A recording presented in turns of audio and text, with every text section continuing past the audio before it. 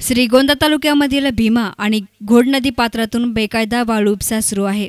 राजापूर येथील घोड नदी पात्रातील वाळूचा ठेका पुण्यातील ज्ञानदेव शेलार यांनी घेतला। मात्र सर्व नियम आणि अटी धाब्यावर बसवत बेसुमार वाळू उपसा सुरू होता। या ठिकाणी कोठेही सीसीटीव्ही लावण्यात आले नव्हते।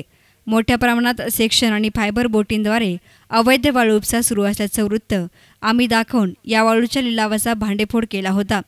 त्यामुळे राजापूर येथील वाळू ठेक्यावर कारवाई करण्यासाठी थेट जिल्हाधिकारी महाजन यांनी घोड नदीपात्रामध्ये छापा टाकण्याचा निर्णय घेतला।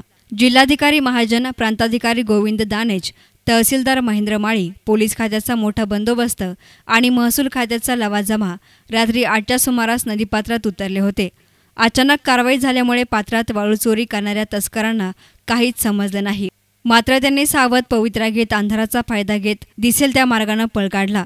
पथकाने नदीपात्रामधील 20 सेक्शन फायबर बोटी, 10 ट्रक, 17 ट्रॅक्टर आणि 2 JCB मशीन जप्त केल्यात।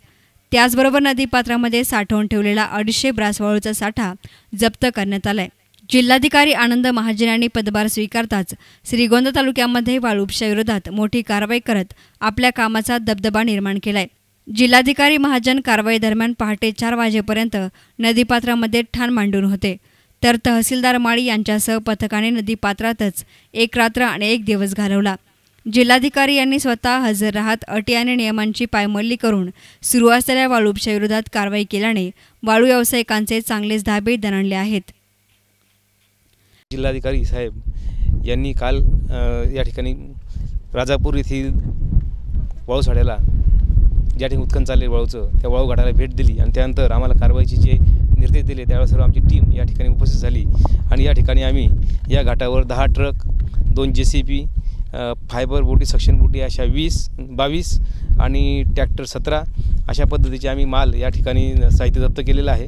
जवळजवळ 10 पैकी 7 ट्रकमध्ये त्या वाळूने भरलेले आहेत।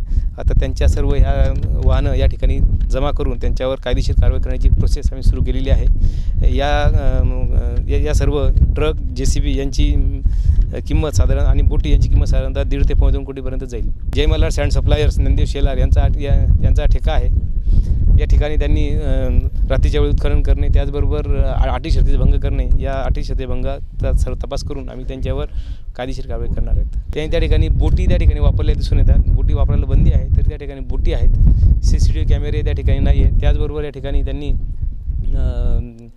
वाळूचे साठे या ठिकाणी करून ठेवलेले आहेत, ते साठे देखील आम्ही तपासतोय। न्यूज रिपोर्टर सुजित गायकवाड, एस9 मीडिया, श्रीगोंदा।